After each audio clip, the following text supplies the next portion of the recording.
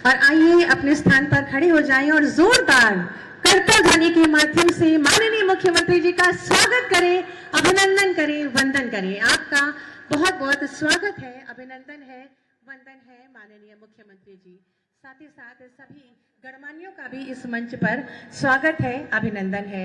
मैं बहुत ही आदर के साथ माननीय मुख्यमंत्री जी से अनुरोध करूंगी कि मंच पर परमहंस श्री योगानंद जी का चित्र है, उस पर पुष्पांजलि अर्पित करें।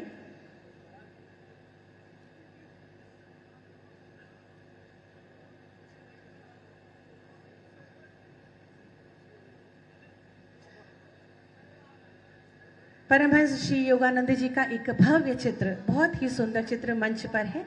माननीय मुख्यमंत्री जी और समस्त गणमान्यों द्वारा पुष्पांजलि अर्पित की जा रही है। आप सभी अपने जोरदार तालियों के माध्यम से अपने स्थान से ही प्रणाम मंच तक पहुंचाएं। बहुत बहुत धन्यवाद, आभार माननीय मुख्यमंत्री जी और समस्त गणमान्य। आप सभी अपना स्थान ग्रहण करके हमें अनुग्रहित करें। भारतीय परंपरा के अनुसार अतिथि देवो भव की परंपरा का अनुग्रहण करते हैं और मैं अनुरोध करूंगी स्वामी विश्वानंद जी से और स्वामी ईश्वरानंद जी से कि माननीय मुख्यमंत्री जी का स्वागत करें अंग वस्त्र और पुष्पगुच्छ के माध्यम से।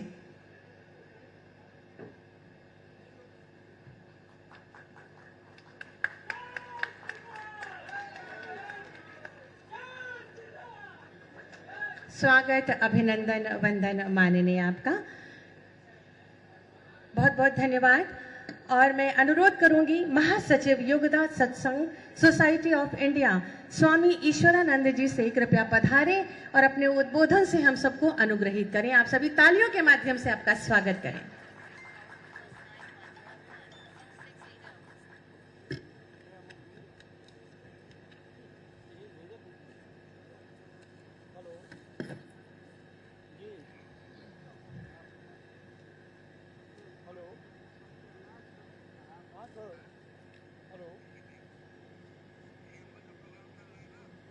माननीय मुख्यमंत्री महोदय जी, योगी आदित्यनाथ जी महाराज, स्वामी विश्वानंद जी, हमारे सम्मानित वरिष्ठ सन्यासी जो हमारे अंतर्राष्ट्रीय मुख्यालय से आए हैं और YSS यानी योगदा सत्संग सोसाइटी और सेल्फ रियलाइजेशन फेलोशिप के निदेश मंडल के सदस्य हैं और यहाँ पर मंच पर आसीन श्री कमलेश पासवान जी, रवि किशन शुक्ल जी, मंगलेश कुमार श्रीवास्तव जी, धर्मेंद्र सिंह जी, फतेह बहादुर जी, महेंद्र पाल सिंह जी, प्रदीप शुक्ला जी, राजेश त्रिपाठी जी, विपिन सिंह जी, विमलेश पासवान जी, श्री श्रीराम चौहान जी, श्रवण निषाद जी और मेरे योगदा के सन्यासी भाई, यहाँ पर आमंत्रित योगदा के गोरखपुर में योगदा के भक्त और अन्य लोग जहाँ पर आमंत्रित हैं, आप सबको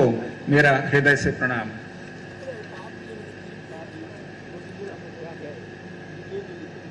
आज एक बहुत ही ऐतिहासिक, विशेष और पवित्र दिन है।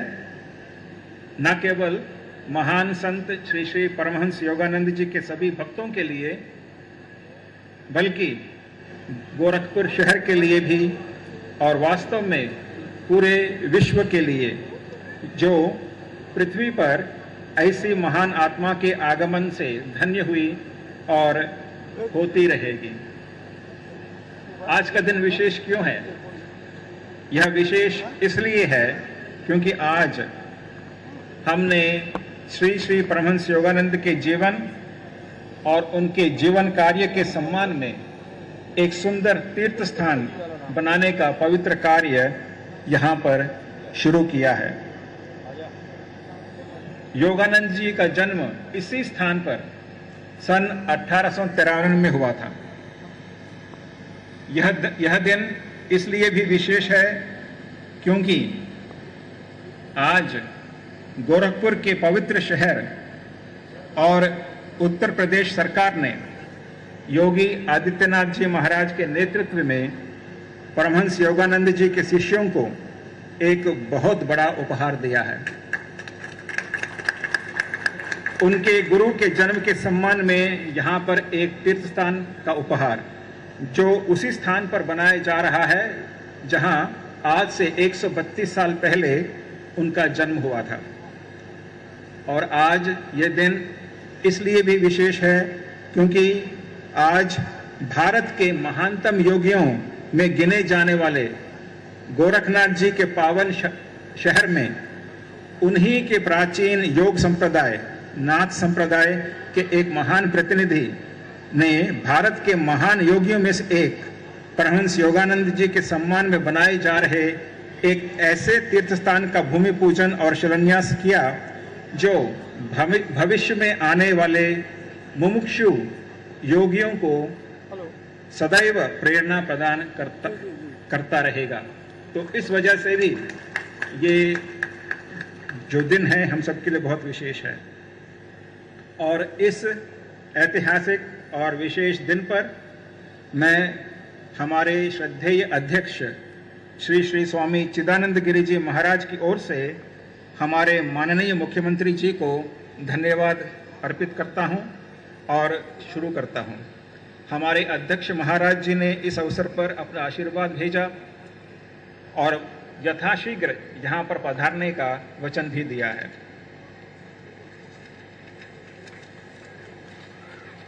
मैं भारत और अमेरिका में परमहंस योगानंद के कई आश्रमों में सेवा करने वाले सैकड़ों सन्यासियों और सन्यासिनियों की ओर से भी और पूरी दुनिया में फैले इस महान गुरु के लाखों भक्तों की ओर से भी हमारे माननीय मुख्यमंत्री को धन्यवाद देता हूं, क्योंकि आपने हम सबके सपने को साकार किया है। यह तीर्थ स्थान योगी आदित्यनाथ जी महाराज और उत्तर प्रदेश सरकार के अथक प्रयासों और उदारता के कारण साकार हो रहा है।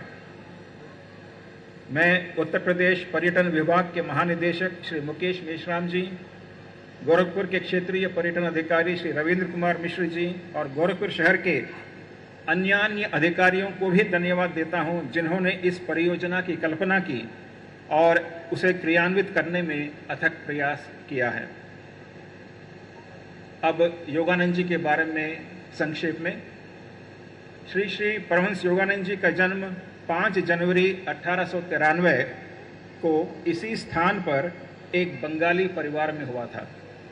उनके पिता का नाम भगवती चरण घोष था, जो कि बंगाल नागपुर रेलवेज में एक उच्च पदासीन अधिकारी थे, और उनकी माता का नाम था ज्ञान प्रभा घोष।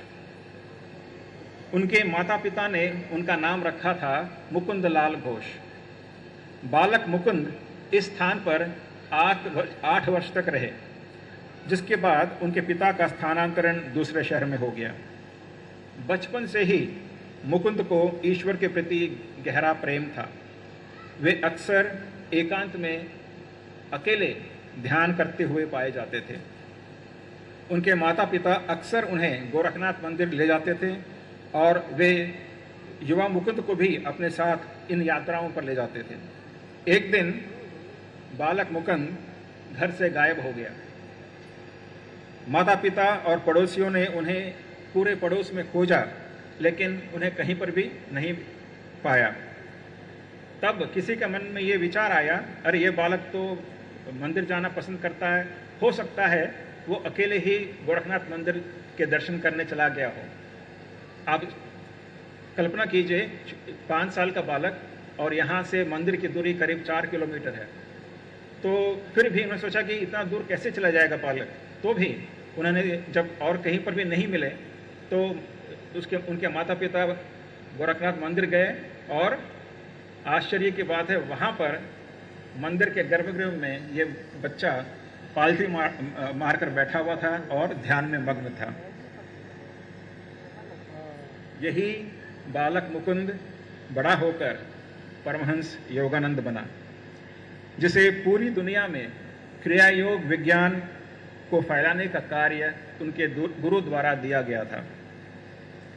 उन्होंने भारत में रांची में एक संगठन की स्थापना की जो आज योगदास सत्संग सोसाइटी ऑफ इंडिया के नाम से जाना जाता है, और कुछ वर्ष बाद संयुक्त राज्य अमेरिका में लॉस एंजलिस में एक और संगठन की स्थापना की जो सेल्फ रियलाइजेशन फेलोशिप के नाम से जाना जाता है। आज ये दोनों संस्थाएं अपने आश्रमों और कई देशों में फैले 1000 से भी अधिक ध्यान केंद्रों के माध्यम से पूरे विश्व में परमहंस योगानंद जी की क्रिया योग शिक्षाओं का प्रसार करते हैं। लाखों भक्त परमहंस योगानंद द्वारा दिए गए क्रिया योग मार्ग का अनुसरण करते हैं और कई अन्य लाखों लोग उनकी जीवनी और लेखों से प्रेरणा प्राप्त करते हैं। उनके शिष्य उन्हें प्यार से प्रेमावतार कहते हैं, क्योंकि उनके सानिध्य में और उनके स्मरण से वे एक शुद्ध पवित्र दिव्य प्रेम की अनुभूति प्राप्त करते हैं और उनके जीवन में, उनके व्यक्तित्व में ये प्रेम, दिव्य प्रेम, ईश्वर के लिए प्रेम छलकता रहता था। परमहंस योगानंद जी ने एक बहुत प्रसिद्ध पुस्तक लिखी जिसका नाम है ऑटोबायोग्राफी ऑफ ए योगी, और उसका हिंदी अनुवाद है योगी कथामृत, जो मैं आपको यहाँ पर दिखा रहा हूँ।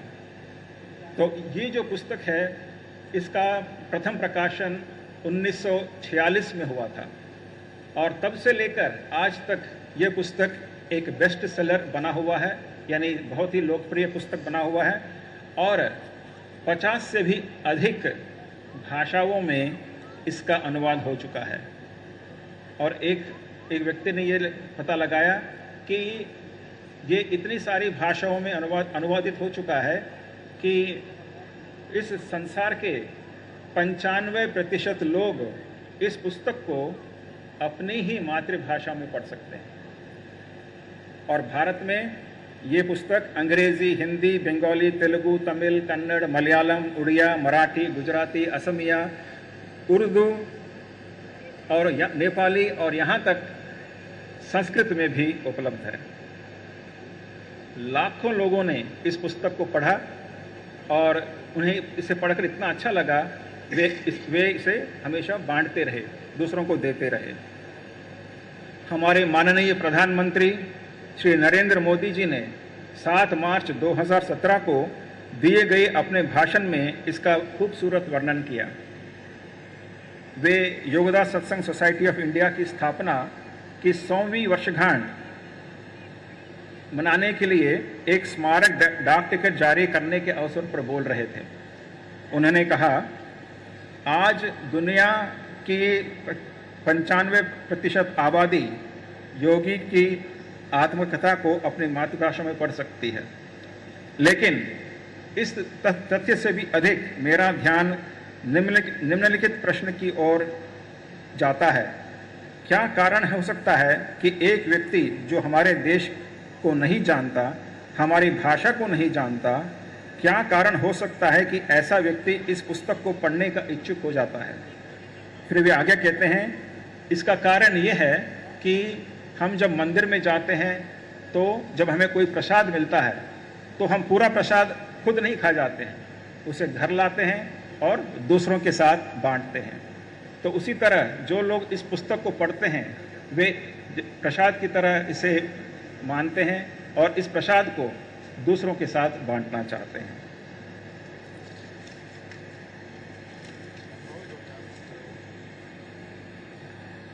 परमहंस योगानंद जी ने न केवल एक महान संत थे बल्कि बहुत बड़े देशभक्त भी थे। 59 साल की आयु में उन्होंने अपना शरीर छोड़ा और जब उन्होंने शरीर छोड़ा तो उनके होंठों पर भारत माता और भगवान का नाम था।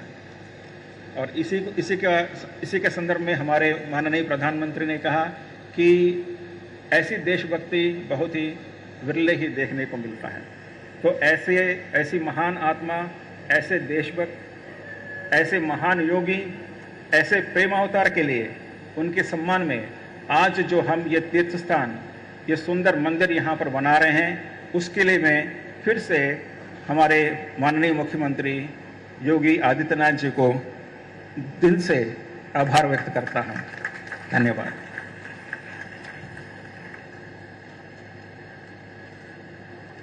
बहुत बहुत धन्यवाद आदरणीय आपके उद्बोधन के लिए। अब मैं आमंत्रित करूंगी बेहद ऊर्जावान, सक्रिय एवं लोकप्रिय माननीय सांसद श्री रविकिशन शुक्ल जी, कृपया पधारें और अपने उद्बोधन से हमें अनुग्रहित करें।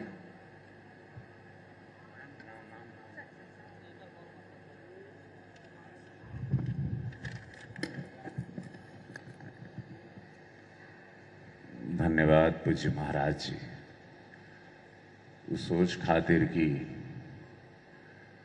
ऐसन योग के संत जिनके पूरा दुनिया पूजता, उनकर जन्म गोरखपुर में भइल और ये बात महाराज जी के जानकारी में रहल। महाराज जी इस पे पूरा काम करवाए और आज आपके समक्ष इसका शिलान्यास हुआ है। महाराज जी अभी पूजा किए।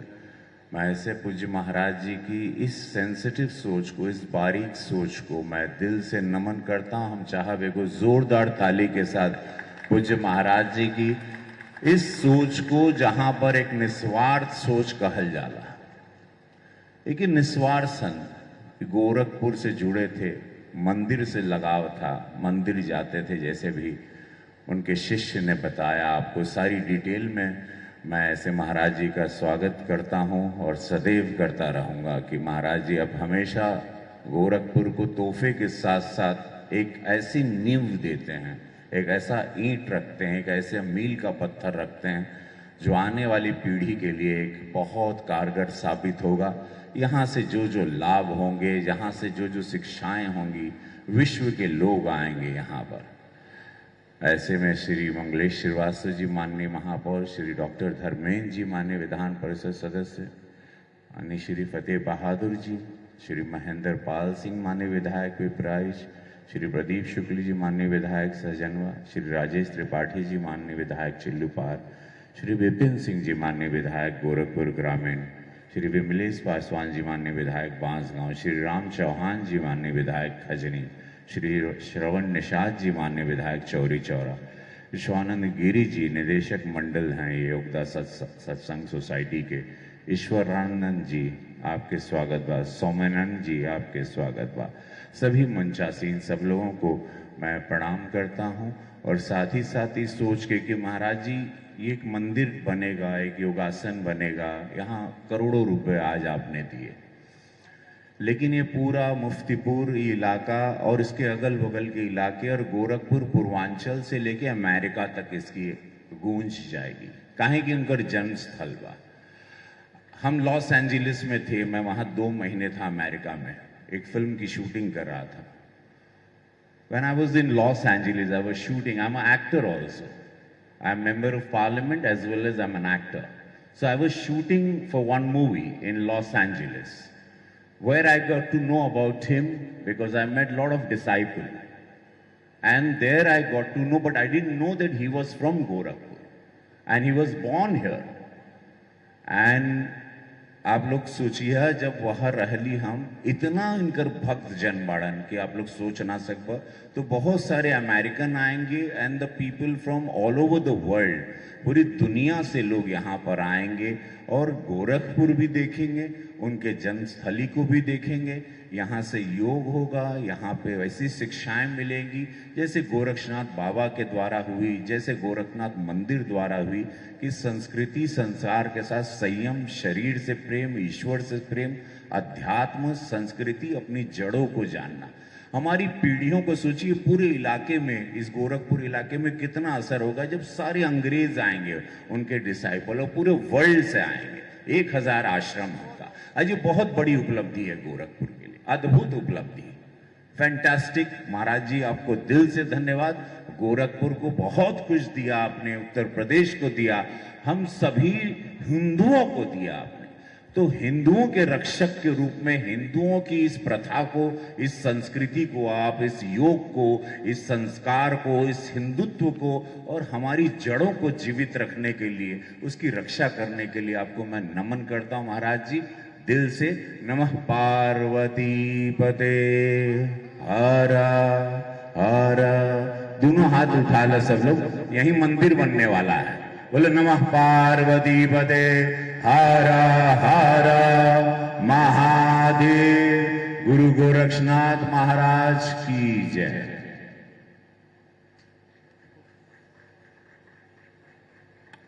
बहुत बहुत धन्यवाद माननीय सांसद महोदय आपके उद्बोधन के लिए।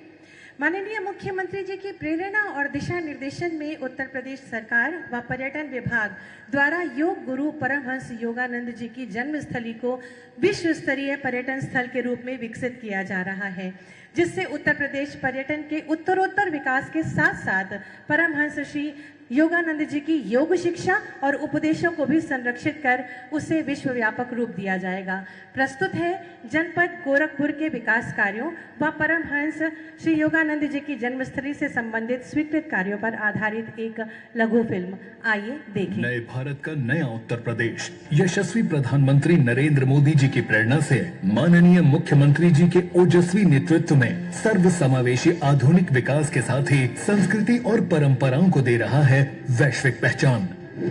परंपराओं और अध्यात्म के इर्द गिर्द किस तरह आधुनिकता का विस्तार होता है, आज दुनिया ये देख रही है। सदियों से अनादि आस्था के पवित्र तीर्थ स्थलों, विभिन्न संस्कृतियों और परंपराओं के सौंदर्य का केंद्र है उत्तर प्रदेश। डबल इंजन सरकार ने प्राचीन सांस्कृतिक धरोहरों के कायाकल्प के लिए अभियान चलाकर जन आस्था को दिया है सम्मान। संगम नगरी में आयोजित सनातन गर्भ का महापर्व प्रयागराज महाकुंभ बना है विश्व का सबसे बड़ा मानव एकता का महाआयोजन। देश दुनिया के 66 करोड़ 30 लाख से अधिक श्रद्धालु और पर्यटक इस अद्वितीय सांस्कृतिक समागम के बने हैं साक्षी। माननीय मुख्यमंत्री योगी आदित्यनाथ के ओजस्वी नेतृत्व में मर्यादा पुरुषोत्तम प्रभु श्री राम की जन्मभूमि अयोध्या, त्रिपुरारी की नगरी अविनाशी काशी, योगेश्वर भगवान श्री कृष्ण की जन्मभूमि मथुरा, आदि शक्ति का दिव्य विंध्य धाम और भगवान बुद्ध के स्थान सारनाथ व कुशीनगर जैसी सांस्कृतिक धरोहरों और स्थानों का मिशन मोड पर हुआ है कायाकल्प। श्री अयोध्या धाम में दिव्य भव्य दीपोत्सव और काशी में देव दीपावली के साक्षी बनते हैं देश दुनिया के करोड़ों पर्यटक। मथुरा में कृष्णोत्सव और बरसाना में रंगोत्सव से वापस लौटा है ब्रजभूमि का वैभव। ये नए भारत का नया उत्तर प्रदेश है। यहाँ पर सुरक्षा भी है, संस्कृति भी है और समृद्धि भी है। महायोगी गुरु गोरक्षनाथ की पावन भूमि गोरखपुर की प्राचीन सांस्कृतिक धरोहरों को मिला है नव्य और भव्य स्वरूप। स्वतंत्रता संग्राम से जुड़े स्थलों का हुआ है कायाकल्प। आजादी की लड़ाई में अपना सर्वस्व न्योछावर करने वाले वीर बलिदानियों के सम्मान में बनाए गए हैं स्मारक स्थल। माननीय मुख्यमंत्री जी के कर कमलों से आज परमहंस श्री योगानंद जी की जन्मस्थली के पर्यटन विकास को नए आयाम देने के लिए 2768 लाख रुपए की परियोजना का शिलान्यास एवं भूमि पूजन किया जा रहा है। कोतवाली थाना के निकट मेवातीपुर स्थित इस स्मृति स्थल में योग भवन, 4 तल भवन, संग्रहालय और पुस्तकालय का निर्माण कराया जा रहा है। योग गुरु श्री परमहंस योगानंद जी का स्मृति स्थल वर्तमान पीढ़ी के साथ ही भावी पीढ़ी का मार्गदर्शन करता रहेगा। पर्यटन विकास को नई पहचान, नए गोरखपुर की पहचान। इस ऐतिहासिक स्थल पर अत्याधुनिक सुविधाओं का विकास किया जाएगा, जिससे न केवल देश बल्कि विदेशी पर्यटकों का भी आगमन बढ़ेगा। एक बार जोरदार तालियां इस योजना के लिए जरूर बजाएं। माननीय मुख्यमंत्री जी की सकारात्मक और प्रगतिशील सोच, अहर्निश कार्यशैली और प्रदेश के सतत विकास का ये संकल्प ही है जो आज प्रदेशवासियों की आस्था और विश्वास को सम्मान प्राप्त हो रहा है। वहीं रोजगार, उत्तम स्वास्थ्य, चिकित्सा, सर्व शिक्षा, आवास, सुरक्षा और सुशासन से प्रदेश के चौतरफा विकास को गति मिल रही है। उत्तर प्रदेश के सर्वांगीण विकास को समर्पित परम तपस्वी यशस्वी माननीय मुख्यमंत्री जी से विनम्र अनुरोध है, कृपया अपने आशीर्वचनों से हमारा मार्गदर्शन करें। तालियों के माध्यम से आप स्वागत करें।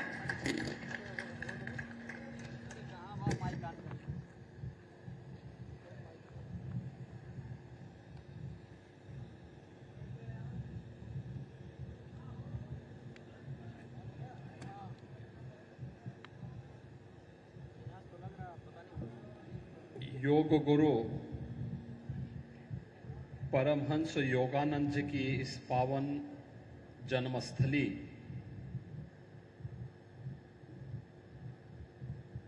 के पुनरुद्धार और विकास से जुड़ी हुई इन कार्यक्रमों के शिलान्यास कार्यक्रम में आज इस समारोह में उपस्थित और संभवतः पहली बार यहां आए होंगे इस क्षेत्र के सांसद श्री रवि किशन शुक्ला जी। पहले आए थे कि नहीं आए थे? पहली बार आए होंगे ना।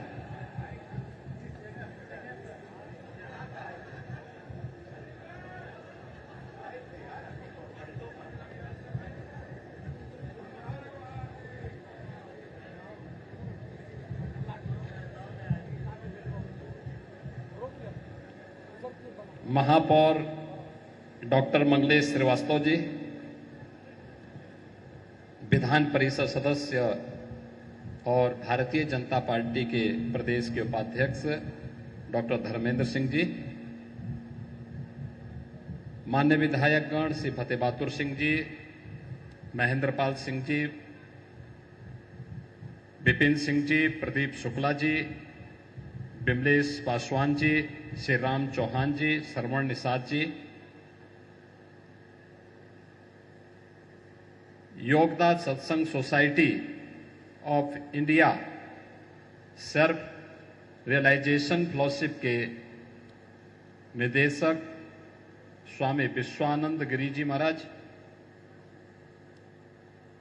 योगदान सत्संग सोसाइटी ऑफ इंडिया के महासचिव स्वामी ईश्वरानंद जी, सोसाइटी के सचिव स्वामी सौम्यानंद जी, स्वामी चेतनानंद गिरी जी, भारतीय जनता पार्टी के जिला के अध्यक्ष श्री जनार्दन तिवारी जी, महानगर अध्यक्ष श्री देवेश श्रीवास्तव जी और योगदान सत्संग सोसाइटी से जुड़े हुए प्रोफेसर श्रीवास्तव जी, देश भर से आए हुए और दुनिया से आए हुए Yogoda Satsanga society and self realisation fellowship से जुड़े हुए सभी पदाधिकारी और उपस्थित बहनों और भाइयों, आज गोरखपुर के विकास की एक महत्वपूर्ण कड़ी को हम लोग आगे बढ़ाने के लिए यहां पर आए हैं और यह महत्वपूर्ण कड़ी है 132 वर्ष के बाद इस स्थान पर इसके पुनरुद्धार के इस पवित्र आयोजन का साक्षी बनने के लिए हम सब उपस्थित हुए हैं। याद करिए 5 जनवरी 1893 को इसी स्थान पर एक बंगाली परिवार में जो रेलवे में अधिकारी थे, उनके घर में एक नन्हे शिशु ने जन्म लिया जिसका नामकरण श्री मुकुंदलाल घोष पड़ा।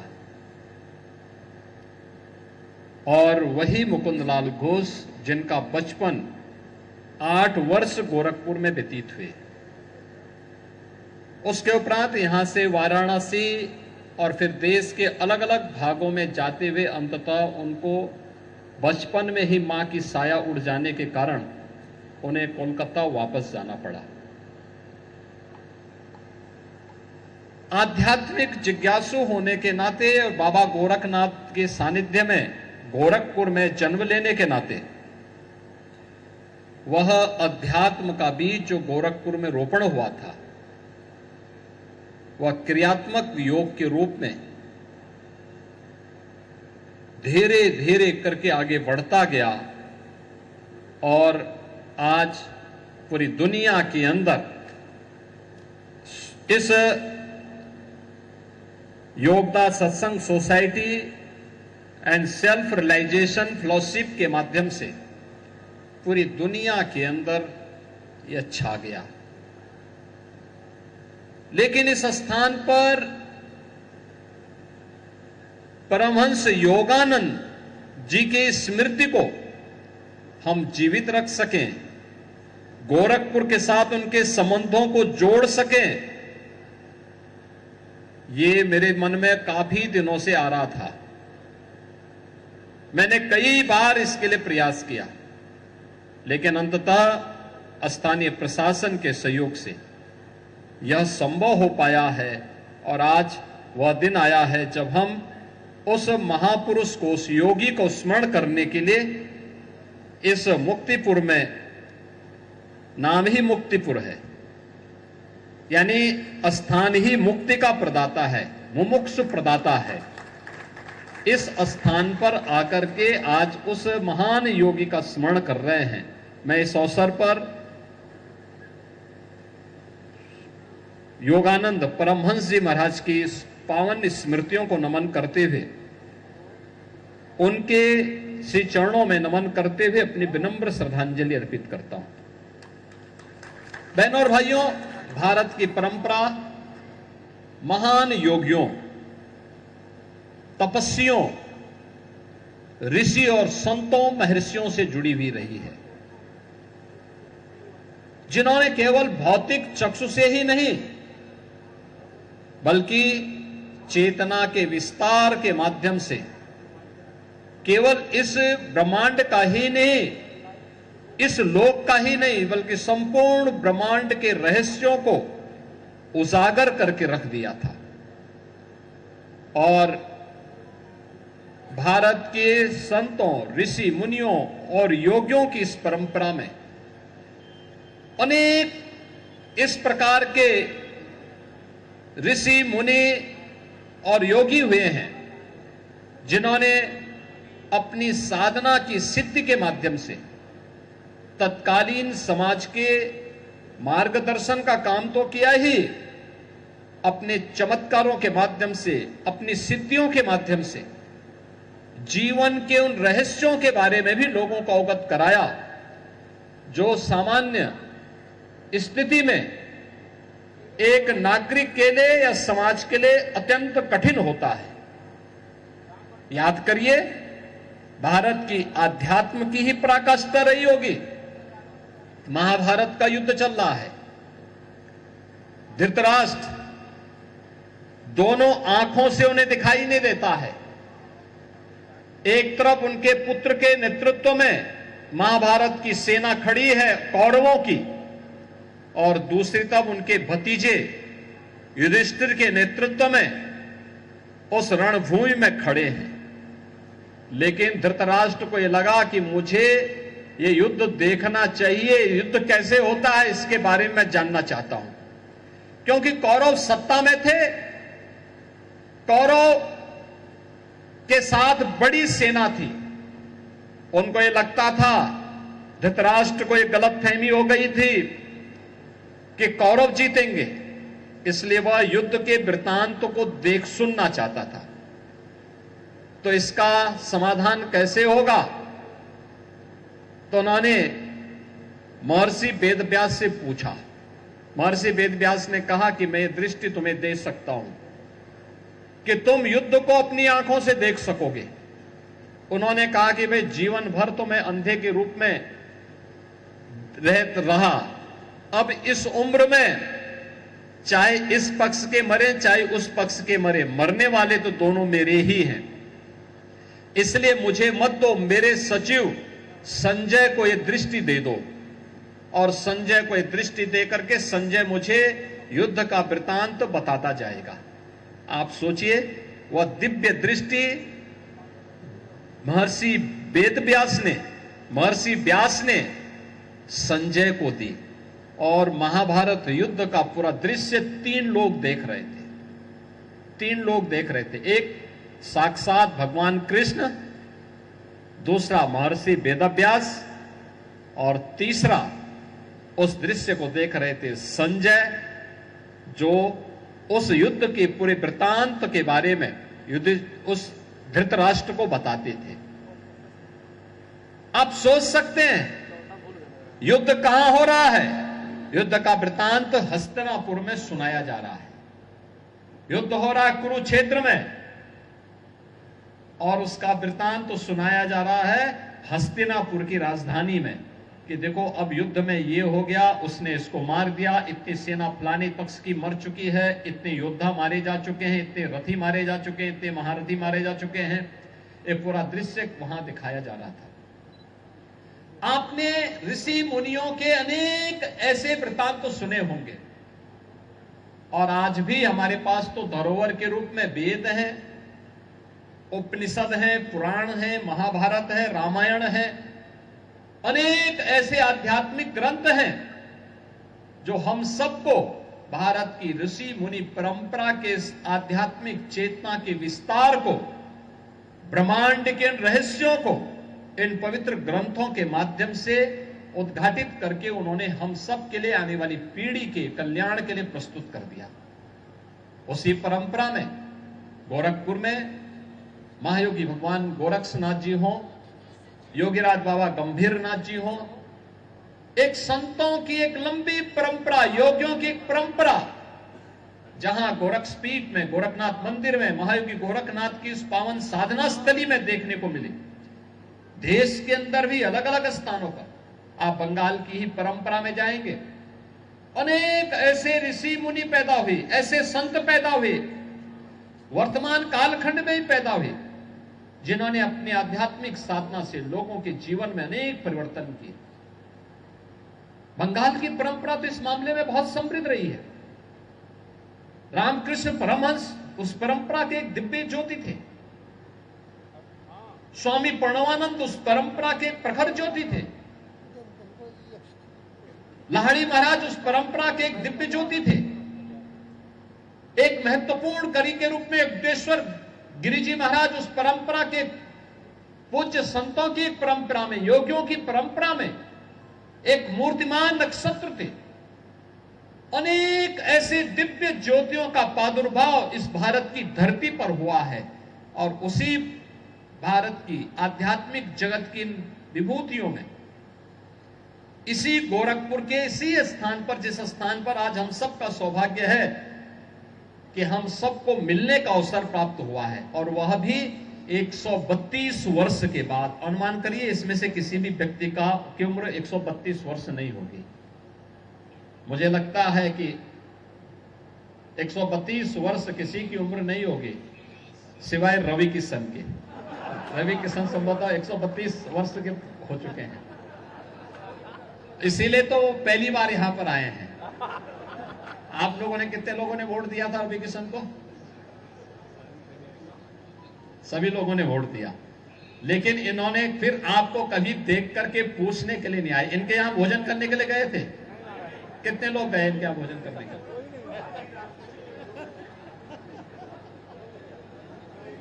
यानी वोट दिया लेकिन कभी मिलने नहीं आए, इसीलिए आज मिलने के लिए आए हैं 132 वर्ष के बाद। आज ये मिलन यहां पर हो रहा है और उस मिलन का शुभ संकेत दिया है योगानंद परमहंस जी महाराज की कृपा से।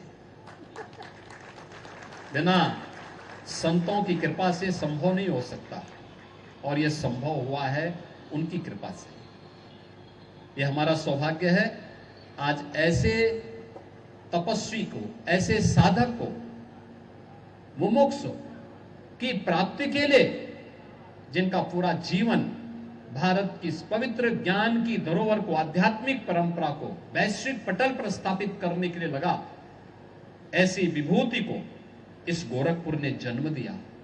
और वे जब भी रहे गोरखपुर का नाम सदैव स्मरण करते रहे।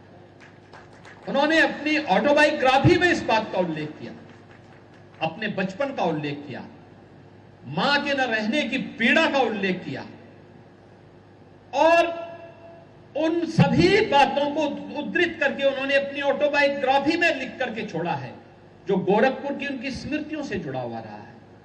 यानी मात्र 8 वर्ष की उम्र तक वे गोरखपुर में थे, और उसके उपरांत पारिवारिक दायित्वों के साथ पिता का यहां से ट्रांसफर होता गया, वे भी उनके साथ जाते गए, मां की साया उड़ गई, और फिर परिवार की स्थिति क्या होती है, ये सभी दृश्य उन्होंने अपनी ऑटोबायोग्राफी में लिखते हुए अंत में, आपको याद होगा कि बहुत छोटी उम्र में ही, यानी मुश्किल से उन्होंने जो जीवन पाया, मात्र 60 वर्ष का जीवन पाया, और 60 वर्ष के जीवन में ही वे वैश्विक क्षितिज पर छा गए भारत की आध्यात्मिक धरोहर को लेकर के। आज यहां पर उनके अनेक सैन फ्रांसिस्को से या दुनिया के अनेक क्षेत्रों से उनके शिष्यों का यहां पर आगमन, या रांची से योगदान सत्संग सोसाइटी से जो लोग आए हुए हैं, या गोरखपुर उनके अनुयायी हैं, या देश के अंदर भी अलग अलग क्षेत्रों में उनके जो अनुयायी हैं, वे आज भी इस बात का स्मरण कर पाते हैं। उनकी बाध्यता थी, सरकार का सहयोग हुआ, आज यहां पर उनका यह भव्य स्मारक योग मंदिर बनने को तत्पर है। उसको आज शुभारंभ हम लोग करने जा रहे हैं, और मैं यही चाहूंगा पर्यटन विभाग से भी और स्थानीय प्रशासन से भी एक समय सीमा तय करिए कि अगले 1.5 वर्ष के अंदर यह सत्संग मंदिर बनकर के तैयार हो, और तैयार होने के साथ यहां पे योगदा की इस पूरी परंपरा को हम पुनः स्मरण करते हुए उनके प्रति अपनी श्रद्धांजलि व्यक्त कर सके। बहनों और भाइयों, अपने पूर्वजों के प्रति, अपनी परंपरा के प्रति और अपनी विरासत के प्रति जो समाज कृतज्ञता ज्ञापित नहीं करता, उसके विकास के मार्ग बाधित हो जाते हैं।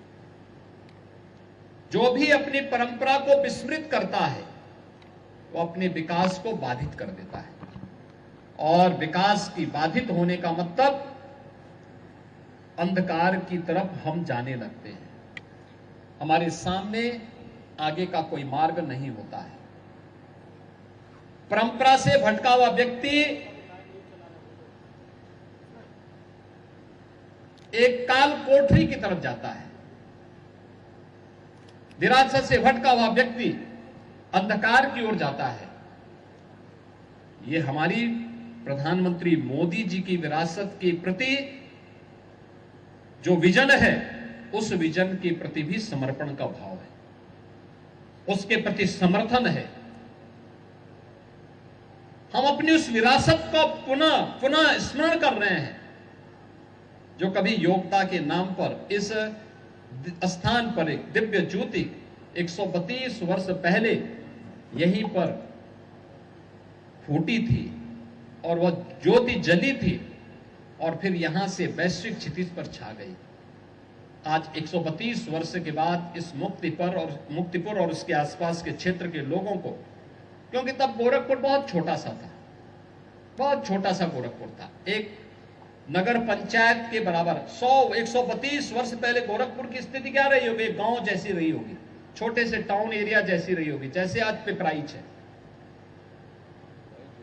यह मुख्य बाजार था,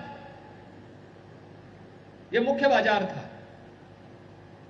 गोरखनाथ मंदिर इस मार्केट से दूर था। आज आप देख रहे होंगे गोरखपुर का कितना फैलाव हो गया। उस समय गोरखपुर की आबादी बाब मुश्किल 5-7 हजार आबादी की रही होगी। आज गोरखपुर की कुल आबादी है, जनपद की तो आबादी है 70 लाख और महानगर की आबादी इस समय है लगभग 20 लाख। 20 लाख की आबादी यहां गोरखपुर के अंदर आज रह रही है। विकास की इस प्रक्रिया को आगे बढ़ाने के क्रम में गोरखपुर में विकास के अनेक कार्य हुए। चौड़ी सड़कें हो रही हैं, अब यहां के घंटा घर का भी पुनरुद्धार हो रहा है। लटकते झूलते हुए तारों को भी अंडरग्राउंड किया जा रहा है। अच्छी स्ट्रीट लाइट लगेगी। स्ट्रीट लाइट इसलिए लगेगी कि उसमें आप लोग देख सकेंगे गोरखपुर का विकास कैसे हुआ है, इसलिए नहीं कि केवल रवि किशन आके फिल्मों का शूटिंग करे।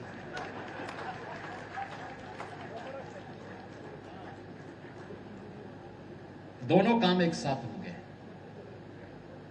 दोनों साथ एक साथ होंगे। आप देखेंगे भी, आनंद भी लेंगे और वह फिल्म भी बनाएंगे। दोनों काम एक साथ होंगे और उस कार्यक्रम को आगे बढ़ाने के लिए हम लोगों ने यहाँ पर नगर निगम ने भी अच्छे प्रयास किए हैं। गोरखपुर ग्रामीण के विधायक जी ने भी, सभी विधायकों ने अपने अपने क्षेत्र में एक अच्छे प्रयास किए हैं। विकास की ही इस प्रक्रिया का हिस्सा है कि मुक्तेश्वर नाथ मंदिर का पुनरुद्धार हो गया है, जटाशंकर और मोहद्दीपुर गुरुद्वारे का भी पुनरुद्धार हुआ है। कालीबाड़ी के मंदिर के को तो कहना ही क्या है।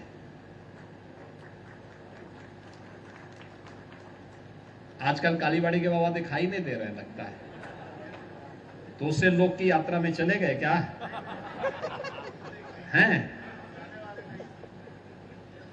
लेकिन दिखाई नहीं दे रहे पिछले 5-6 महीने से। कहीं तपस्या में गए?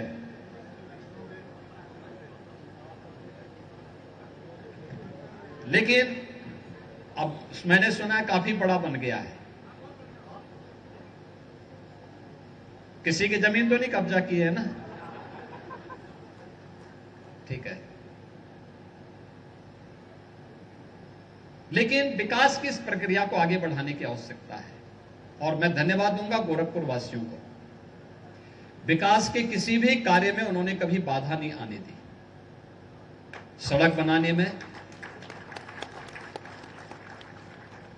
जल निकासी के लिए नाले बने या बन रहे हैं, नगर निगम को सड़कों के चौड़ीकरण के लिए या विकास की किसी भी प्रक्रिया को आगे बढ़ाने के लिए। आज तो गोरखपुर में एम्स भी है, फर्टिलाइजर भी है, रामगढ़ ताल भी है। रामगढ़ ताल के किनारे शीश महल भी बन गया है, आपने देखा है? काफी लोग गए हैं वहां। वहां पार्किंग की व्यवस्था भी है। स्ट्रीट वेंडर्स के लिए भी वहां उन्होंने एक व्यवस्था बनाई है, खड़े होने के लिए, बैठने के लिए, और बहुत कुछ विकास की इस प्रक्रिया को आज आगे बढ़ाया जा रहा है। बहनों और भाइयों, एक तरफ विकास और दूसरी तरफ सुरक्षा का बेहतर माहौल। याद रखना, विकास सार्थक तभी है जब सुरक्षा है। सुरक्षा के बगैर समृद्धि भी बहुत दिनों तक नहीं रहती है। सुरक्षा के बगैर विकास भी बाधित हो जाता है। 17 के पहले विकास इसलिए नहीं हो पाता था क्योंकि सुरक्षा की व्यवस्था नहीं थी। सरकार के पैरेलल माफिया गैंग खड़े थे, भ्रष्टाचारी खड़े थे। कोई योजना आती थी, हड़प जाते थे। किसी गरीब की जमीन पर, किसी व्यापारी की जमीन पर, किसी भी सज्जन की जमीन पर जबरदस्ती कब्जा कर लेते थे। लेकिन आज कोई कब्जा नहीं कर सकता। आज कब्जा करेगा तो उसका मालूम है कि फिर लेने के देने पड़ जाएंगे। लेने के देने पड़ जाएंगे, इसलिए कोई कब्जा नहीं करेगा आज के दिन पे। और यह भी तय है कि बेटी को कोई छेड़ेगा और व्यापारी को कोई छेड़ेगा तो फिर यमराज के घर का रास्ता भी उसका खुल जाएगा। अब तो एक एक जगह सीसीटीवी कैमरे लगाए जा चुके हैं, सुरक्षा का बेहतर माहौल बनाया गया है। सुरक्षा का जो माहौल बना है प्रदेश में, आज उसी का परिणाम है प्रदेश तेजी के साथ आगे बढ़ रहा है। गोरखपुर हो, काशी हो, अयोध्या हो, प्रयागराज हो, लखनऊ हो या प्रदेश का कोई अन्य सिटी, कोई अन्य जनपद विकास भी कर रहा है, विरासत का संरक्षण भी कर रहा है। विरासत का संरक्षण हो रहा है तो युवाओं को रोजगार भी मिल रहा है। अभी हम लोगों ने लखनऊ में, इससे ठीक पहले मैं लखनऊ में था, ब्रह्मोस मिसाइल का हमने वहां उद्घाटन किया। ब्रह्मोस मिसाइल अभी आपने देखा होगा, आपने देखा होगा 2 दिन पहले आतंकियों का जो सबसे बड़ा आतंकी राष्ट्र है पाकिस्तान के एक जहाज को जिस मिसाइल ने निशाना बनाया था, उस मिसाइल का नाम है ब्रह्मोस मिसाइल। ये मिसाइल अब लखनऊ में ही बनने वाली है। नहीं, लखनऊ से फिट करेंगे तो दुश्मन और दुश्मन के आका भी कांप जाएंगे।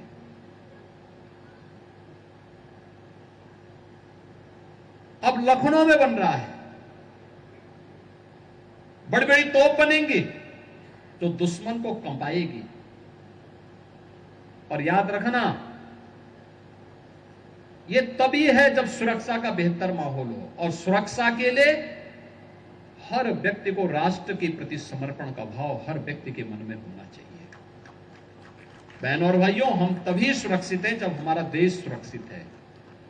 हमारा देश तभी सुरक्षित और समृद्धि की ओर अग्रसर होगा जब हम सबकी प्राथमिकता में पहला देश होगा। देश पहले, जब इस भाव के साथ हम काम करेंगे, कोई देश के आन मान और शान के खिलाफ गुस्ताखी करेगा तो फिर उसके छक्के छुड़ा दिए जाएंगे।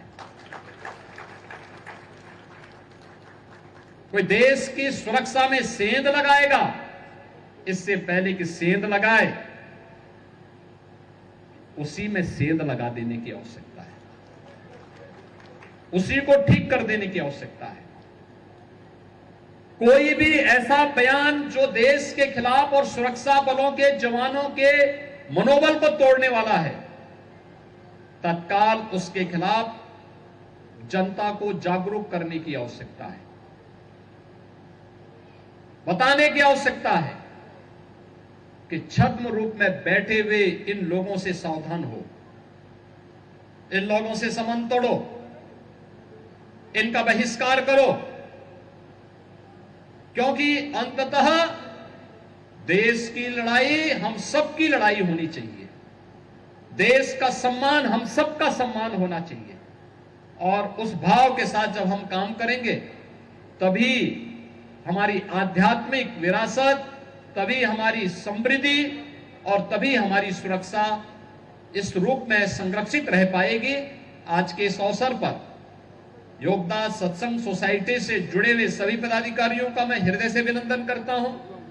मुक्तिपुर में और गोरखपुर में यह एक नई धरोहर आपको यहां पर प्राप्त हो रही है, जो 132 वर्ष के बाद यहां के लोग भी भूल गए थे। यहां के लोग भूल गए थे कि यहां पे कभी योगानंद परमहंस जी का जन्म हुआ था, पता ही नहीं था लोगों को। लेकिन अब वह परंपरा आगे बढ़ रही है, लोगों को पता होगा। आप कहीं जाएंगे और दुनिया के अंदर जिस भी देश में जाएंगे, खासतौर पर यूएस जाएंगे, तो यूएस में आपको फिर अपना परिचय देने की आवश्यकता नहीं पड़ेगी। गोरखपुर पर्याप्त होगा, और मुक्तिपुर बोलेंगे तो तब तो और बोलना ही क्या है। और इसी दृष्टि से आज यहां पर स्वामी विश्वानंद गिरी जी यहां पर स्वयं यूएस से यहां पर उपस्थित हुए हैं।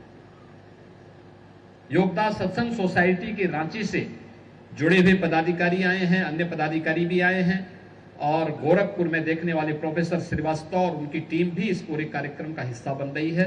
आज के इस अवसर पर इस पूरे कार्यक्रम के लिए योगदान Satsanga society self realisation fellowship और इस पूरे क्षेत्रवासियों के प्रति मैं अपनी बधाई देता हूं, अपनी शुभकामनाएं देता हूं और योगदा की स्मृतियों को पुनः नमन करते हुए आप सबके प्रति मैं अपनी शुभकामनाएं देता हूं। धन्यवाद। जय हिंद।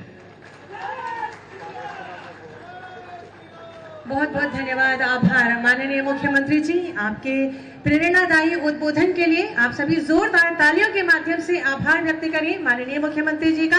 भारत माता की।